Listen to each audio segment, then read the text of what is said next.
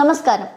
അപകടാവസ്ഥയിലായ ഒരുപാട് കെട്ടിടങ്ങളെക്കുറിച്ചും ഇരുന്നുപോയ കെട്ടിടങ്ങളെക്കുറിച്ചും നമ്മൾ ഒരുപാട് കേട്ടിട്ടുണ്ട്.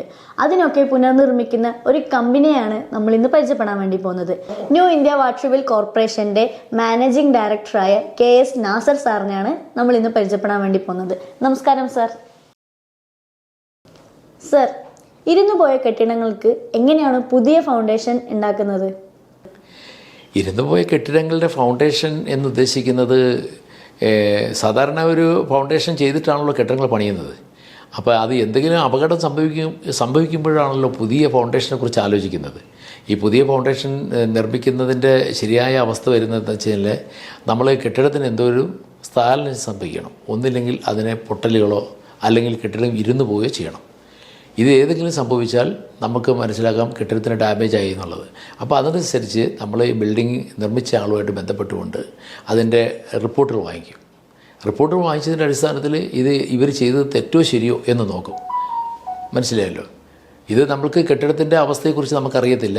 അപ്പം നിലവിൽ നമ്മൾ ആ കെട്ടിടം നിർമ്മിച്ച ആളുടെ അടുത്ത് നിന്ന് ആർക്കിടെക്റ്റിൻ്റെ അടുത്തു നിന്നോ അല്ലെങ്കിൽ നിർമ്മിച്ച ആളുടെ അടുത്ത് നിന്നോ ഇത് എന്ത് സോയിൽ ടെസ്റ്റ് റിപ്പോർട്ടിൻ്റെ അടിസ്ഥാനത്തിൽ നമ്മൾ ചോദിച്ച് മനസ്സിലാക്കിയതിൻ്റെ അടിസ്ഥാനത്തിൽ നമ്മൾ എന്താണ് സംഭവിച്ചതെന്ന് വിലയിരുത്തും. സർ, ഇരുന്നുപോയ കെട്ടിടങ്ങൾ ഉയർത്തുന്നതിനെ കുറിച്ച് കേട്ടിട്ടുണ്ട്. എന്നാൽ പൊസിഷൻ ചേഞ്ച് ചെയ്യാതെ എങ്ങനെയാണ് ഫൗണ്ടേഷൻ നിർമ്മിക്കുന്നത്? ഇപ്പോൾ നിലവിൽ നിങ്ങൾ കേട്ടിരിക്കുന്നത് നമ്മൾ അറിയുന്നതൊക്കെ ഈ പുതിയ കെട്ടിടങ്ങൾ ഇപ്പോൾ ഡാമേജ് സംഭവിച്ചു കഴിഞ്ഞാൽ ബിൽഡിങ് ചരിയുകയോ അതുപോലെയുള്ള പ്രോബ്ലം സംഭവിച്ചു കഴിഞ്ഞാൽ ഉയർത്തുന്നതായിട്ട് കേട്ടിട്ടുണ്ട്. അത് നമ്മൾ പലപ്പോഴും ജാക്കിയെല്ലാം വെച്ച് ഉയർത്തിയിട്ട് അതിൻ്റെ അടിയിൽ സീറ്റിംഗ് ആക്കിക്കൊണ്ട് ബിൽഡിംഗ് നിലനിർത്തുന്നുണ്ട്. പക്ഷേ നമ്മൾ ചെയ്യുന്നത് അങ്ങനെയല്ല. നമ്മൾ സാധാരണയുള്ള നല്ലൊരു ബിൽഡിംഗ് എന്ന് പറഞ്ഞാൽ സാധാരണ കരിങ്കൽ കെട്ടുന്നുള്ള ഫൗണ്ടേഷൻ കരിങ്കൽ തീർത്തതല്ല, അല്ലാതെ ബീമുകൾ വാർത്തിട്ടുള്ള ബേസ്മെൻറ്റൊക്കെ നല്ല സ്ട്രോങ് ആയിട്ടുള്ള ബിൽഡിംഗ് ആണെങ്കിൽ നമുക്ക് അതിനടിയിൽ കൂടി തന്നെ പുതിയ ഫൗണ്ടേഷൻ ചെയ്യാൻ കഴിയും. അതിനടിയിൽ കൂടി ഫൗണ്ടേഷൻ വീടിനകത്തും പുറത്തും പൈല് ചെയ്തിട്ട് ആ പൈലുകൾ തമ്മിൽ ബന്ധിപ്പിച്ചുകൊണ്ട് ശക്തമായ ബീമുകൾ നിർമ്മിച്ച് ആ വീടുകൾക്ക് യാതൊരു പ്രോബ്ലം ഇല്ലാതെ പിന്നീട് അതിന് മേലേക്ക് എത്ര നില പണിയാനും കുഴപ്പമില്ല. 2 or 3 നിലയൊക്കെ പണിതാലും കുഴപ്പമില്ല. അപ്പോൾ ഒന്ന് ആലോചിച്ച് നോക്കി, അപകടപ്പെട്ട വീടാണ് നമ്മൾ ഈ 2, 3 നില പണിയാനായിട്ട് നമുക്ക് സാധിക്കുന്നത്. സർ, ഇരുന്നുപോയ കെട്ടിടങ്ങളെക്കുറിച്ച് നമ്മളിപ്പോൾ സംസാരിച്ചു. അതേപോലെ ഇരുന്നു പോകുന്ന കിണറുകളെക്കുറിച്ച് ഒന്ന് വിശദീകരിക്കാമോ? സാധാരണയായി നമ്മുടെ വീടുകൾ ഇരുന്നു പോവുക അങ്ങനെയുള്ള പ്രശ്നങ്ങൾ നമ്മൾ ഒരുപാട് കേട്ടിട്ടുണ്ട്. അതുപോലെ തന്നെ നിലനിൽക്കുന്ന കിണറുകൾ, വർഷങ്ങളായിട്ട് നിലനിൽക്കുന്ന കിണറുകൾ ഇരുന്നു പോകുന്നതായിട്ട് നമ്മൾ അറിയാൻ കഴിഞ്ഞിട്ടുണ്ട്. അത് പല സ്ഥലത്തും ഇപ്പോൾ കേരളത്തിൽ സംഭവിച്ചിട്ടുണ്ട്. ഈ വീടുകൾ നിർമ്മിക്കുമ്പോൾ നമ്മൾ സോയിൽ ടെസ്റ്റ് ചെയ്ത് അതിൻ്റെ അടിസ്ഥാനത്തിൽ മണ്ണിൻ്റെ സ്വഭാവം മനസ്സിലാക്കിയിട്ട് വേണം കെട്ടിടം പണിയാൻ. അതുകൊണ്ടാണ് ഇങ്ങനെ സംഭവിക്കുന്നത്. കെട്ടിടത്തിൻ്റെ ഇപ്പോൾ സാധാരണ ഇപ്പോൾ ലാറ്ററൈറ്റ് ഏരിയകൾ, ചെങ്കൽ പ്രദേശങ്ങളിൽ വീട് പണിതാൽ ഇരിക്കുന്നില്ല. അത് നല്ല ഫുഡിങ് ചെയ്ത് വേണം ചെയ്യാൻ. എന്ത് വീടാണ്, ഈ വീടിൻ്റെ മെയിൻ ഭാഗം എന്നത് അടിത്തറയാണ്. അടിത്തറ സ്ട്രോങ് ആയിരിക്കണം. അടിത്തറ സ്ട്രോങ് അല്ലാത്ത രീതിയിൽ വരുന്നു കഴിഞ്ഞാൽ പലതരത്തിലുള്ള പ്രോബ്ലംസ് സംഭവിക്കും. ഇപ്പോൾ സോയിൽ ടെസ്റ്റ് ചെയ്ത റിപ്പോർട്ടിൻ്റെ അടിസ്ഥാനത്തിലല്ലാതെ പണിയുന്നത് കൊണ്ടാണ് ഈ വീടുകൾക്കും ഇങ്ങനെയുള്ള സ്ഥാനചലനം സംഭവിക്കുന്നു, അപകടങ്ങൾ സംഭവിക്കുന്നു. നിലവിലുള്ള കിണറുകൾ ഇരുന്ന് പോകാനുള്ള പ്രധാന കാരണം നമ്മൾ ഈ ചെളിയിൽ ഈ റിങ് കിണറുകളാണ് മുഴുവൻ ഇരിക്കുന്നതായിട്ട് നമ്മൾ കാണാൻ കഴിച്ചിട്ടുള്ളത്. കാരണം റിങ് കിണറുകൾ എന്ന് പറഞ്ഞാൽ ഈ കോൺക്രീറ്റ് കൊണ്ട് വാർത്തിട്ടുള്ള റിങ്ങുകൾ, അതുകൊണ്ട് ചെളിയിലായിരിക്കും ഇവർ വെച്ചിരിക്കുന്നത്. കുറേ കാലങ്ങൾ കഴിയുമ്പോൾ ലോഡ് ഇതിൻ്റെ ഭൂമിയിലേക്ക് ലോഡ് ഇരിക്കുന്നുണ്ട്, റിങ്ങുകൾ ഉൾപ്പെടെ താഴ്ന്നു പോകുന്നുണ്ട്. അത് ഈ താഴ്ന്നു പോകുന്ന കിണറുകളുടെ തന്നെ ചില ഭാഗങ്ങളിൽ ഇടിഞ്ഞ് പോയിട്ടും ഇരുന്ന് പോകുന്നുണ്ട്. ഭൂമിയുടെ ചില പ്രശ്നങ്ങളാണ്. ഭൂമിയുടെ അടിയിൽ അണ്ടർഗ്രൗണ്ട് പ്രഷറുണ്ട്. ഈ അണ്ടർഗ്രൗണ്ട് പ്രഷറിൻ്റെ അടിസ്ഥാനത്തിൽ പലതരത്തിലുള്ള വ്യതിയാനങ്ങളും ഭൂമിയിൽ സംഭവിക്കും. സർ, എങ്ങനെയാണ് ഈ കെട്ടിടത്തിനുള്ളിൽ പൈൽ ചെയ്യുന്നത്? ഇവിടെ ഹൈറ്റ് കുറവാണല്ലോ, എങ്ങനെയാണ് മെഷീൻ സെറ്റ് ചെയ്യുന്നത്? അതൊരു നല്ല ചോദ്യമാണ്. കാരണം സാധാരണ നമ്മൾ ഈ പൈൽ ചെയ്യുന്ന മെഷീനറികൾക്ക് നല്ല ഹൈറ്റ് തോന്നിക്കാറുണ്ട്. നമ്മുടെ മെട്രോയുടെയൊക്കെ ചെയ്യുന്ന മെഷീൻസ് ഉണ്ടല്ലോ, അതിൻ്റെയൊക്കെ ഏകദേശം പകുതി വരുന്നതാണ് സാധാരണ നമ്മൾ പൈൽ ചെയ്യുന്നത്. അപ്പോൾ എങ്ങനെയാണ് കെട്ടിടത്തിനുള്ളിൽ നമ്മൾ മെഷീൻ സെറ്റ് ചെയ്യുന്നത്? അതിന് പറ്റിയ രീതിയിൽ സാങ്കേതിക വിദ്യകൾ ഉപയോഗിച്ച് നമ്മൾ അതിന് അനുയോജ്യമായ മെഷീനറികൾ ഉണ്ടാക്കും. അനുയോജ്യമായ മെഷീനറികൾ ഉണ്ടാക്കി നമ്മൾ അതിനകത്ത് ബോർ ചെയ്ത് ഹാർഡായിട്ടുള്ള സ്ട്രാറ്റ കെട്ടി അതിനകത്ത് നമ്മൾ ഉറപ്പിക്കും. അതിനകത്ത് കമ്പി ഇറക്കി കേജ് ഇറക്കി കോൺക്രീറ്റ് ചെയ്ത് സേഫ്റ്റിയൊക്കെ എടുക്കും. അതുപോലെ തന്നെ വീടിനകത്തും പുറത്തും നമ്മളങ്ങനെ ചെയ്യേണ്ടി വരും. ആ പൈലുകളാണ് ഈ യോജിക്കുമ്പോൾ ആ പൈലുകൾ തമ്മിലുള്ള ബീമുകളാണ് ഈ കെട്ടിടത്തെ നിലനിർത്തുന്നത്. കൂടുതലായിട്ട് ഇതിനെക്കുറിച്ച് ഞാനിതെല്ലാം കാണിച്ചു തരാം, എങ്കിലേ മനസ്സിലാവുള്ളൂ. ഇപ്പോൾ ഓൾറെഡി ചെയ്തുകൊണ്ടിരിക്കുന്ന സൈറ്റുകളുള്ളത് കൊണ്ട് അത് കാണിച്ചു തരാൻ കഴിയും. സർ, ഫൗണ്ടേഷൻ മോശമായതുകൊണ്ടാണ് കെട്ടിടം ഇരുന്നു പോയതെന്ന് എങ്ങനെ മനസ്സിലായി? അത് കെട്ടിടത്തിൻ്റെ ഇപ്പോൾ നിലനിൽക്കുന്ന അവസ്ഥ കാണുമ്പോൾ ഈ ബിൽഡിങ്ങിന് ഒരു ഡാമേജ് സംഭവിച്ചിട്ടുണ്ടല്ലോ. അപ്പോൾ നമ്മൾ ചെയ്തത് ഈ കെട്ടിടം നിർമ്മിച്ച രീതികളെക്കുറിച്ച് അന്വേഷിക്കും. അപ്പോൾ അതിൻ്റെ എന്താണ് നിർമ്മിച്ച രീതികൾ, അതിൻ്റെ സോയിൽ ടെസ്റ്റ് റിപ്പോർട്ട്, അതുപോലെ തന്നെ പ്ലാൻ എങ്ങനെയാണോ നമ്മൾ നിങ്ങളോട് ചെയ്തതെന്ന് ആരോട് ക്ലയൻറ്റിനോട് ചോദിക്കും. ക്ലയൻറ്റിനോട് ചോദിക്കുമ്പോൾ ക്ലയൻറ്റ് പറയും ഞാൻ ഇന്ന പോലെയൊക്കെയാണ് ചെയ്തത്. സോയിൽ ടെസ്റ്റ് ചെയ്ത റിപ്പോർട്ട് ഞാൻ വായിച്ചു നോക്കുമ്പോൾ അതിനകത്ത് 10 മീറ്റർ ആഴത്തിലാണ് ഫൗണ്ടേഷൻ നിൽക്കേണ്ടത്, പക്ഷേ ഇവർ ചെയ്തിരിക്കുന്നത് 5 മീറ്റർ ആഴത്തിലാണ്. അപ്പോൾ 5 മീറ്റർ ആഴത്തിൽ ചെളിയാണ്, ലൂസ് സോയിലാണ്. ഈ ലൂസ് സോയിൽ കൊണ്ടാണ് ഇവർ ഫൗണ്ടേഷൻ നിർത്തിയിരിക്കുന്നത്. അത് എന്തുകൊണ്ടാണ്? ഈ ലൂസ് സോയിലിൻ്റെ ഭാഗത്ത് ചില സംഭവങ്ങളുണ്ട്. കാരണം അവർ ഈ ബോർ ചെയ്തവർ അല്ലെങ്കിൽ ഈ പൈല് ചെയ്തവർ ഒരു പക്ഷേ ഇതിനകത്ത് ഈ 5 മീറ്റർ ആയപ്പോൾ കടുപ്പം തോന്നി, അതായത് ടൈറ്റ് തോന്നിയപ്പോൾ അവർ പറഞ്ഞു ഇവിടെ ടൈറ്റായിട്ടുണ്ട്, അതുകൊണ്ട് ഇവിടെ മതി എന്ന് പറയും. അപ്പോൾ ഓണറെ സംബന്ധിച്ചിടത്തോളം അത്രയും ഡെപ്ത് കുറയുന്നതനുസരിച്ച് ലാഭമാണ് ആർക്ക്? ഓണർക്ക്. അപ്പോൾ എന്തായി സംഭവിച്ചു, ഇതിനടിയിൽ ഇവർ ആ ടൈറ്റ് കണ്ടത് ഒന്നിലെ പഴയ തെങ്ങോ അല്ലെങ്കിൽ ഏതെങ്കിലും മരങ്ങളോ വീട് കിടന്നതായിരിക്കും. കുറേ കാലങ്ങൾ കഴിയുമ്പോൾ 1-2 വർഷം കഴിയുമ്പോൾ ഈ തെങ്ങുകുറ്റിയുടെ കടയൊക്കെ വീട് കിടക്കും. തെങ്ങൊക്കെ വെട്ടിയത് മണ്ണിനടിയിലായി പോകും. ഈ തെങ്ങുകുറ്റിയൊക്കെ അങ്ങ് ദ്രവിച്ചു പോയി കഴിഞ്ഞാൽ എന്ത് ചെയ്യും? പൈല് സ്വാഭാവികമായിട്ട് താഴത്തേക്ക് ഇരിക്കും. അങ്ങനെയൊക്കെ സംഭവിക്കാം. അപ്പോൾ നമ്മൾ നോക്കുന്നത് ഈ ബിൽഡിങ്ങിൻ്റെ ഫൗണ്ടേഷൻ്റെ പ്രശ്നത്തെക്കുറിച്ച് അന്വേഷിക്കുമ്പോൾ സോയിൽ ടെസ്റ്റ് റിപ്പോർട്ടിൻ്റെ അടിസ്ഥാനത്തിലാണോ ഇത് നിർമ്മിച്ചത് നമ്മൾ അന്വേഷിക്കും. അതിൻ്റെ അടിസ്ഥാനത്തിൽ തീരുമാനമെടുക്കും. സർ, എവിടെയാണെങ്കിലും ഇങ്ങനെയുള്ള കെട്ടിടങ്ങൾ റെഡിയാക്കി കൊടുക്കുമോ? എവിടെയാണെങ്കിലും എന്നുള്ളത് ഞാനിപ്പോൾ കേരളത്തിനകത്ത് മാത്രമേ ചെയ്യാൻ ഉദ്ദേശിക്കുന്നുള്ളൂ, പുറത്തേക്കൊന്നുമില്ല. കേരളത്തിനകത്തിപ്പോൾ നമുക്ക് ആവറേജ് ചെയ്യാൻ കഴിയുന്ന തരത്തിലുള്ള കെട്ടിടങ്ങളാണ് തീർച്ചയായിട്ടും ചെയ്യും. ഈ എല്ലാ കെട്ടിടങ്ങളും നമുക്ക് ഇങ്ങനെ ചെയ്തു കൊടുക്കാമെന്ന് ഞാൻ പറയത്തില്ല. കാരണം ഫൗണ്ടേഷൻ ബീം വാർത്തതായിരിക്കണം. ബീമേൽ നിൽക്കുന്ന ബിൽഡിങ്ങിന് നമുക്കങ്ങനെ ചെയ്യാൻ പറ്റുള്ളൂ. ഇപ്പോൾ നമ്മൾ കാണാൻ സാധാരണ വീടുകളൊക്കെ കരിങ്കല്ലിങ്ങനെ അടുക്കി കെട്ടിയിട്ട് അതിന് മുകളിൽ ബെൽറ്റ് വാർത്തിട്ട് കെട്ടിടം പണിയും. ആ കെട്ടിടം ഇടിഞ്ഞു പോയാൽ ചിലപ്പോൾ എന്തെങ്കിലും ഇത്തരത്തിലുള്ള സൈഡ് ഇപ്പോൾ നമ്മളിപ്പോൾ ഈ കെട്ടിടത്തിൻ്റെ സൈഡിൽ കൂടി വല്ല പുഴയോ വല്ല തോടോ ഒഴുകുന്നുണ്ടെങ്കിൽ ഓട്ടോമാറ്റിക്കലി ഈ കരിങ്കൽ കെട്ടിയതിൻ്റെ അടിയിൽ നിന്ന് മണ്ണിടിഞ്ഞു പോയാൽ ഓട്ടോമാറ്റിക്കലി കല്ല് തന്നെ ഇടിഞ്ഞു പോകും. അങ്ങനെയുള്ള സംഭവ സ്ഥലത്ത് നമുക്ക് ചെയ്യാൻ പറ്റില്ല. നല്ല സ്ട്രോങ് ആയിട്ടുള്ള ബീം വാർത്ത് ചെയ്തിട്ടുള്ള കെട്ടിടങ്ങൾ മാത്രമേ നമുക്കിങ്ങനെ ചെയ്യാൻ കഴിയുള്ളൂ. സർ, ഫൗണ്ടേഷൻ മാത്രമാണോ ചെയ്തു കൊടുക്കുന്നത്, അല്ലെങ്കിൽ പൂർണ്ണമായും കെട്ടിടങ്ങൾ നിർമ്മിച്ചു കൊടുക്കുമോ? കെട്ടിടം മാത്രമല്ല, ഞാൻ ഈ ഫൗണ്ടേഷൻ മാത്രമല്ല കെട്ടിടവും ഒക്കെ ചെയ്തിരുന്നു. ഇപ്പം ഞാൻ കൂടുതലായിട്ട് കോൺസെൻട്രേറ്റ് ചെയ്യുന്നത് ഫൗണ്ടേഷനിലാണ്.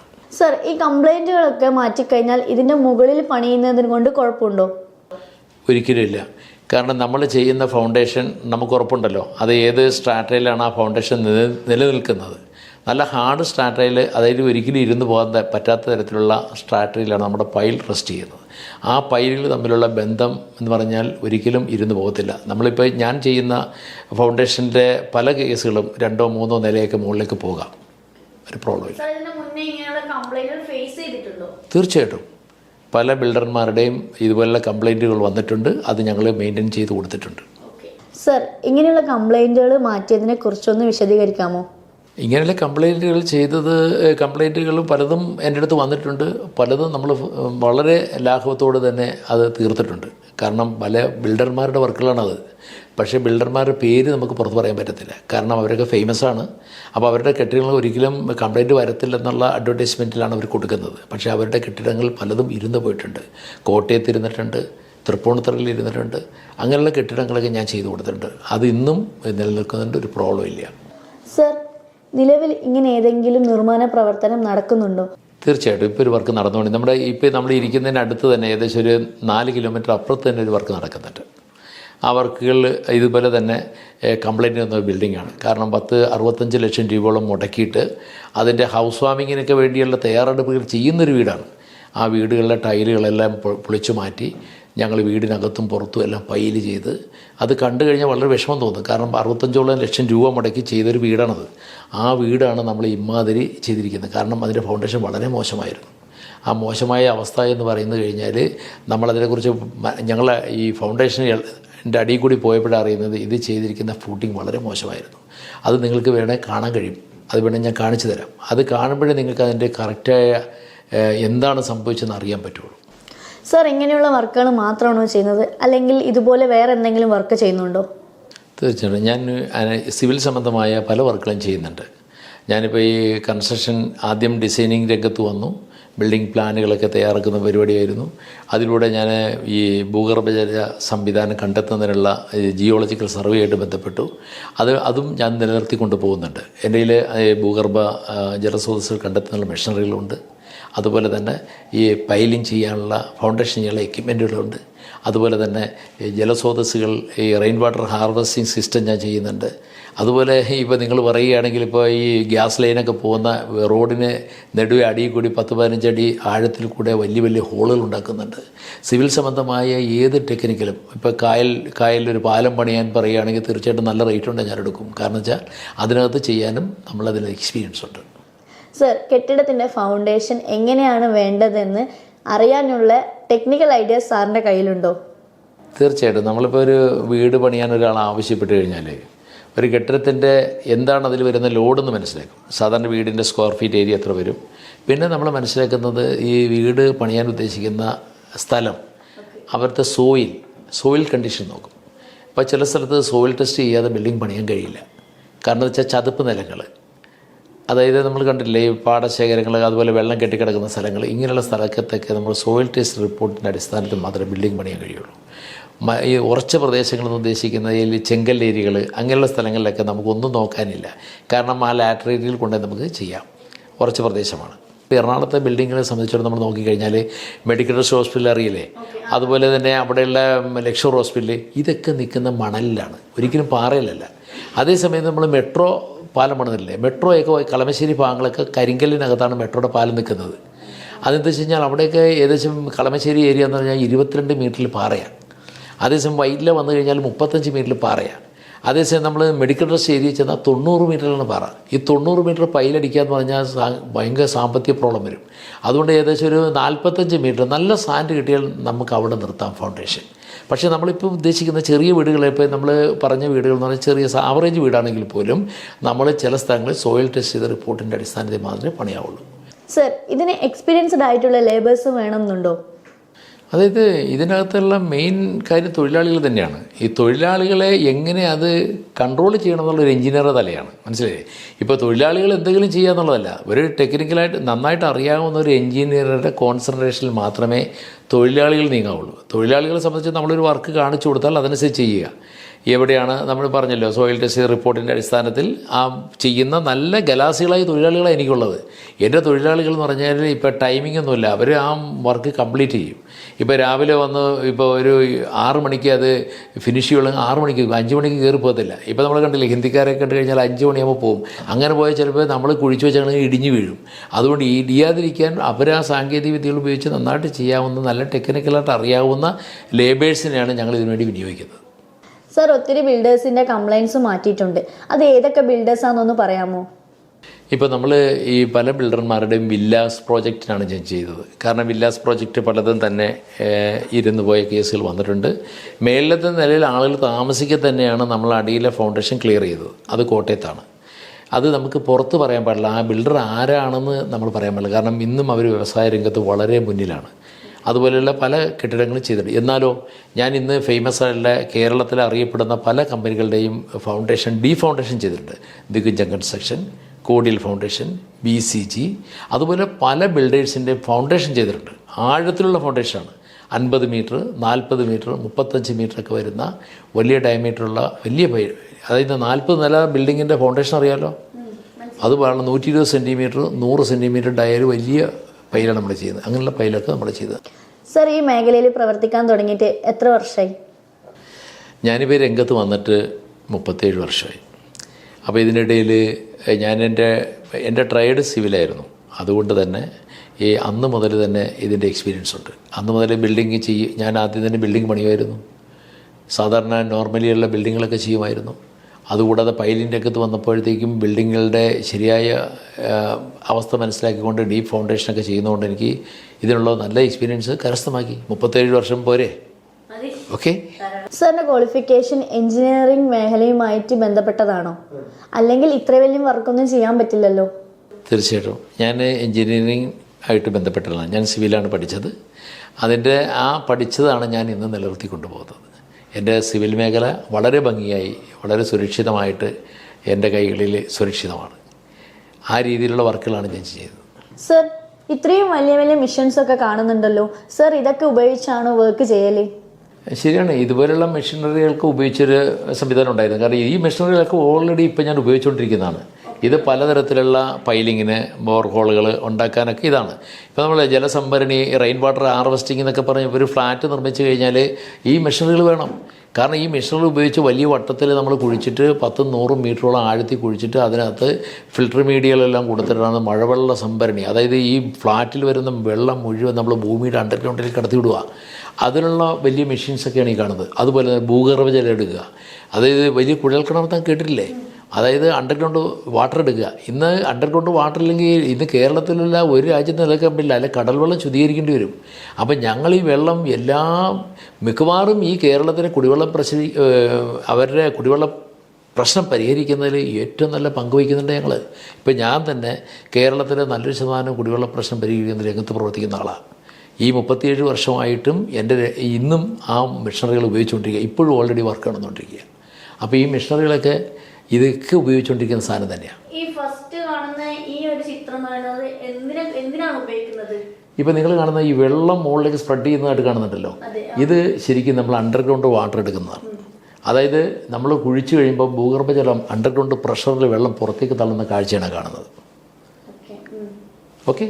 ഇപ്പം രണ്ടാമത് കാണുന്നത് അറ്റത്ത് കാണുന്നത് ഈ മണൽ പ്രദേശങ്ങളിൽ ഉദാഹരണത്തിന് എറണാകുളം, അരൂര്, അതുപോലെ തന്നെ ഈ നമ്മൾ ആലപ്പി, അങ്ങനെയുള്ള ചതുപ്പ് നിലങ്ങൾ, ചെളികളാൽ നിറഞ്ഞപ്പെട്ട സ്ഥലങ്ങൾ. ഇപ്പം നിങ്ങൾ കണ്ട ഈ പ്രദേശത്ത് വന്നപ്പോൾ നല്ല ഉറച്ച സ്ഥലമല്ലേ, അപ്പോൾ ചെളികളുള്ള സ്ഥലങ്ങളിൽ ട്യൂബുകൾ എന്ന് പറയും. അതായത് ഭൂഗർഭജലം എടുക്കുന്നത് എങ്ങനെയാണ്, അത് ഫിൽട്ടർ മീഡിയ വഴിയാണ്. അപ്പോൾ നമുക്ക് റോക്ക് എന്ന് പറഞ്ഞപ്പോൾ ആലപ്പുഴ ജില്ലയിൽ റോക്ക് കിട്ടണമെങ്കിൽ 140 മീറ്റർ പോകണം. ഈ 140 മീറ്റർ ഒരാളൊരു ട്യൂബിൽ നിന്ന് ഇങ്ങനെ ചുരുങ്ങിയത് 7-8 ലക്ഷം രൂപ വേണം. ഒരു സാധാരണ ഒരു വീടുള്ള ഒരു വ്യക്തിക്ക്, സാധാരണക്കാരന് ഒരിക്കലും ചെയ്യാൻ കഴിയില്ല. അത് നല്ല വെള്ളം കിട്ടണമെങ്കിൽ ഇത്ര ആഴത്തിൽ പോകണം. ഇപ്പോൾ ഉദാഹരണത്തിന് നമ്മൾ പല ഹോസ്പിറ്റലുകൾ, ഫ്ലാറ്റുകൾ, ഹോട്ടൽസുകൾ, അതുപോലെയുള്ള സ്ഥലങ്ങളിലെല്ലാം നമ്മൾ ഇതുപോലെ കിണറുകളാണ് നിർമ്മിക്കുന്നത്. ഈ കിണറുകൾ നിർമ്മിക്കാനുള്ള വലിയ വലിയ എക്യുപ്മെൻറ്റുകൾ ഞങ്ങളുടെ കയ്യിലുണ്ട്. ഈ എക്യുപ്മെൻറ്റുകൾ ഉപയോഗിച്ചാണ് വളരെ ഫ്രീ ആയിട്ട് ഞങ്ങൾ കുഴിക്കുന്നത്. ഈ കിണർ കുഴിക്കാനായിട്ട് കേരള ഗവൺമെൻറ്റിൻ്റെ ലൈസൻസുള്ള, അണ്ടർഗ്രൗണ്ട് വാട്ടർ എടുക്കാൻ ലൈസൻസ് ഉള്ള ഒരു കോൺട്രാക്ടറാണ് ഞാൻ. സാറിൻ്റെ ഇതുപോലെയുള്ള മറ്റുള്ള വർക്കുകളെ കുറിച്ചൊന്ന് വിശദീകരിക്കാമോ? വില്ലാസ് പ്രോജക്റ്റ് ചെയ്യുന്നു, ഡെവലപ്പിംഗ് ചെയ്യുന്നു, അതുപോലെ തന്നെ ഈ ബോർവെല്ല് ചെയ്യുന്നു, അതുപോലെ തന്നെ റെയിൻ വാട്ടർ ഹാർവെസ്റ്റിംഗ് ചെയ്യുന്നു. ഇങ്ങനെ സിവിലുമായിട്ട് ബന്ധപ്പെട്ട വ്യത്യസ്ത വർക്കുകൾ ചെയ്യുന്നു. ഈ കെട്ടിട നിർമ്മാണത്തിൽ ഒരുപാട് മിസ്റ്റേക്സും ഒരുപാട് പ്രോബ്ലംസും ഇതൊക്കെ സാറിൻ്റെ അടുക്കുന്ന ഒരുപാട് ഡീറ്റെയിൽ ആയിട്ട് എനിക്ക് അറിയാൻ പറ്റി. Thank you sir.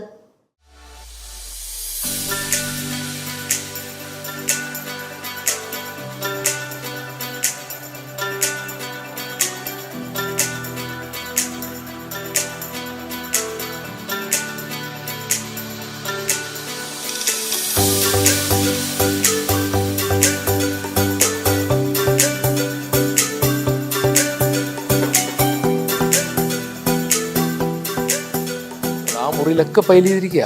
വളരെ ഇവിടെ ഒരു മെഷീൻ സെറ്റ് ചെയ്യുന്ന കാര്യം ചോദിച്ചില്ലേ, ഈ ഹൈറ്റിൽ അനുയോജ്യമായ മെഷീൻ നമ്മൾ ഉണ്ടാക്കിയെടുക്കുക ചെയ്തത്. അതനുസരിച്ചാണ് നമ്മൾ ഇതിനകത്ത് ചെയ്തത്. ഈ ഭാഗത്തൊക്കെ ഇതുപോലെ ബീം പോവുക, അങ്ങോട്ടൊക്കെ പോയി കഴിഞ്ഞാൽ വളരെ റിസ്ക്കാണ്. കാരണം എല്ലായിടത്തും വലിയ ഹോൾസാണ്. ഇവിടെ ഓൾറെഡി ബീം കഴിഞ്ഞു. ഇവിടെ ഇതുണ്ട്, ഈ ഭാഗത്ത് ഇങ്ങനെ ഇവിടെ നിന്നൊക്കെ ജോയിൻറ്റ് വന്നിരിക്കുക ബീമിന്, കേട്ടോ. ഇവിടെ ഇതിനടിയിലുള്ള മണ്ണ് ഓട്ടോമാറ്റിക്കലി വെള്ളത്തിൻ്റെ ഒപ്പം ഒഴുകി അങ്ങോട്ട് പോകും. അപ്പോൾ നമുക്കെന്തായി ബിൽഡിംഗ് പയ്യെ ഇരിക്കാൻ സാധ്യത കൂടുതലാണ്. അപ്പോൾ നല്ല സ്ട്രാറ്റയിൽ ഫൗണ്ടേഷൻ നിൽക്കണം. അതിവിടെ നിന്നിട്ടില്ല. അതിപ്പോൾ പാർട്ടിക്ക് പറ്റിയ ഒരു അപകട, ക്ലയൻറ്റിന് പറ്റിയ ഏറ്റവും വലിയൊരു അപകടം. ബീം കണ്ടോ, ഈ ബീമിന് അടിയിൽ കൂടിയാണ് ഈ ബീമുകളെല്ലാം പോകാൻ പോകുന്നത്. ഇങ്ങനെ പോകുന്നു, ഇങ്ങനെ പോകുന്നു, ഇങ്ങനെ പോകുന്നു, ഇങ്ങനെ പോകുന്നു. ഇത് നോക്കിയേ, 1.5 മീറ്ററോളം നമ്മൾ മണ്ണ് മാറ്റിയിട്ടാണ് ഇത്. കാരണം ആ ബീമിൽ നിന്നും 2 ഫീറ്റ് ഹൈറ്റിലാണ് ബീം വരുന്നത്. ഇത് കണ്ടോ, ഭിത്തിയൊക്കെ പൊട്ടിക്കണോ, ഇത് ഈ ഭിത്തികൾ പൊട്ടിയിരിക്കുന്നുണ്ടോ, പോകാൻ പാടായിരിക്കും നിങ്ങൾക്ക്. ഇത് ഇവിടെയൊക്കെ ഏറ്റവും മെയിൻ ഫൗണ്ടേഷനാണ്. ആ ഫൗണ്ടേഷൻ ശ്രദ്ധിക്കാതെ വന്നുകൊണ്ട് ഇവർക്ക് വലിയൊരു പൈസ, ഏകദേശം ഒരു ഇപ്പം നമ്മൾ ആവശ്യപ്പെടുന്ന 18 ലക്ഷം രൂപയോളം ഇതിനകത്ത് ഇപ്പം ഞങ്ങൾക്ക് വേണ്ടി തന്നെ ഇവർ ചെലവഴിക്കുകയാണ്. കോൺക്രീറ്റ് അങ്ങ് വേണ്ട രീതിയിലുള്ള റേഷ്യോയിൽ ചെയ്തിട്ടില്ല. അതുപോലെ തന്നെ നമ്മൾ കമ്പിയൊക്കെ കേജിൽ കുറഞ്ഞ കമ്പികളാണ് ഇട്ടിരിക്കുന്നത്. ഇങ്ങനെയുള്ള ഒരുപാട് അപകടങ്ങൾ നമ്മുടെ വർക്കേഴ്സ് പറയുന്നുണ്ട്. പക്ഷെ അതെല്ലാം നമ്മൾ മാറ്റി നല്ല വലിയ ശക്തി കൂടിയ വലിയ ബീമുകളും അതുപോലെ വലിയ കേജുള്ള കമ്പികളും ഒക്കെയാണ് നമ്മൾ ഇതിനകത്ത് ഉപയോഗിച്ചിരിക്കുന്നത്. ഫൗണ്ടേഷൻ നമ്മൾ നന്ന രീതിയിൽ ഹാർഡായ സ്റ്റാർട്ടിൽ കൊണ്ട് റെസ്റ്റ് ചെയ്യണം. അതാണ് എറണാകുളം ഏരിയയിലൊക്കെ നമ്മൾ പാറയിൽ പോകാൻ പറ്റത്തില്ല, പക്ഷേ 10-70 മീറ്ററൊക്കെ ആഴമുണ്ട്, പക്ഷേ 45 മീറ്ററിലൊക്കെ മണൽ കിട്ടുന്നുണ്ട്. ആ മണലിലാണ് ഈ ബിൽഡിംഗ് റെസ്റ്റ് ചെയ്യുന്നത്, ബിൽഡിങ്ങിൻ്റെ ഫൗണ്ടേഷൻ റെസ്റ്റ് ചെയ്യുന്നത്. അപ്പോൾ ഈ രീതിക്ക് വേണം നമ്മൾ കെട്ടിട നിർമ്മാണം ചെയ്യാൻ.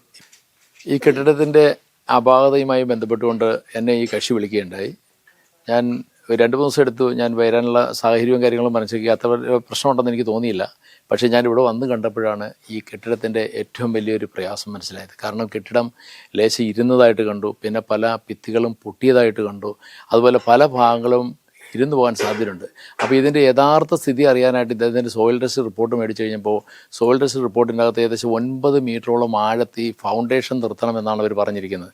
പക്ഷേ ഞാൻ ഇദ്ദേഹത്തോട് ചോദിച്ചു, ഇത് എങ്ങനെയാണ് നിങ്ങൾ ഫയൽ ചെയ്ത്, നിങ്ങൾ എങ്ങനെയാണ് ഇതിൻ്റെ ഫൗണ്ടേഷൻ ഉറപ്പിച്ചിരിക്കുന്നത്?